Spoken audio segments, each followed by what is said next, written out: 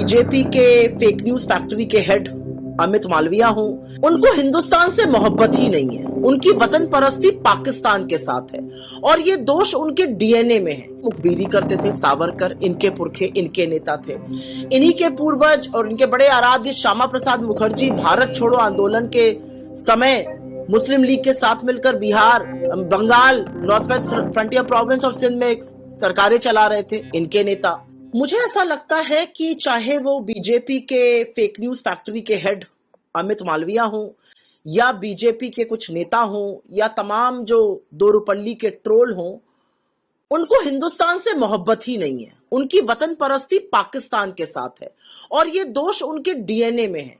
इन्हीं के पुरखे जो थे वो अंग्रेजों के साथ मिलकर माफीनामे लिखते थे, मुखबिरी करते थे सावरकर, इनके पुरखे, इनके नेता थे।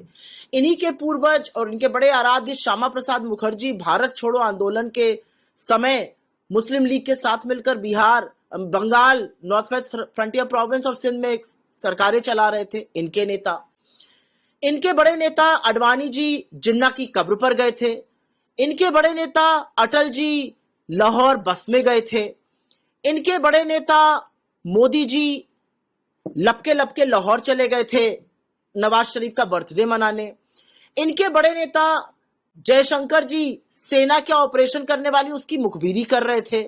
इनके बड़े नेता मोदी जी ने यह नहीं देखा कि हमारी सेना कितनी आक्रामक थी और बड़ी कार्रवाई कर रही थी, उन्होंने अमेरिका के प्रभाव में आकर सीज फायर कर लिया। तो इनके नेता लोगों की जो पाकिस्तान परस्ती है वो दुनिया जानती है।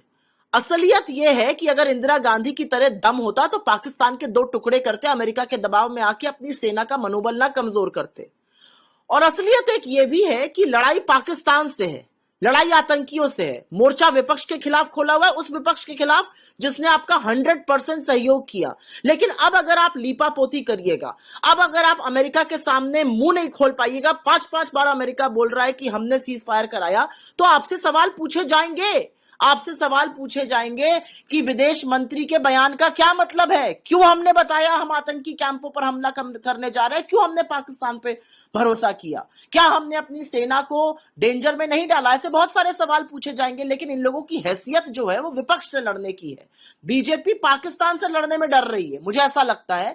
और विपक्ष के नेता के खिलाफ जो आप बोल रहे हैं वो पाकिस्तान से आपकी मोहब्बत दिखाता है।